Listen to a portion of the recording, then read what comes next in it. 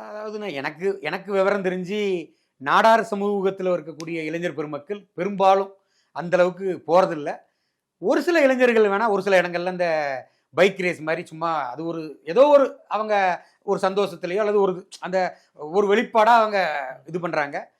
ஒரு வன்முறை பாதையை தூண்டக்கூடிய அளவுல வந்து நாடார் சமுதாய போராளி தலைவர்களோட நினைவு நாள்ல எந்த இடத்துலையுமே நடக்கிறது இல்லை எனக்கு தெரிஞ்சு.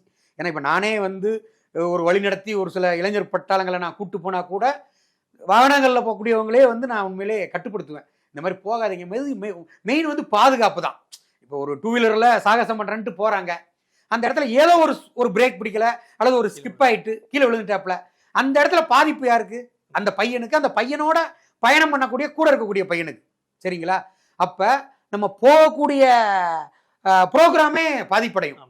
நமக்கு அந்த நான் ஒரு நல்ல எண்ணத்தில் நான் என்ன நினைப்பேன், முதல்ல அவனோட பாதுகாப்பை தான் பார்க்கணும்னு நினைப்பேன். அவனை மருத்துவமனைக்கு கொண்டு போகணும், அவனோட உயிருக்கு எதுவும் ஆயிடக்கூடாதுன்னு தான் நம்ம நினைப்போம். நம்ம அப்படி தான் பொதுவாக எல்லா இடங்கள்லையுமே நான் சொல்லுவேன்.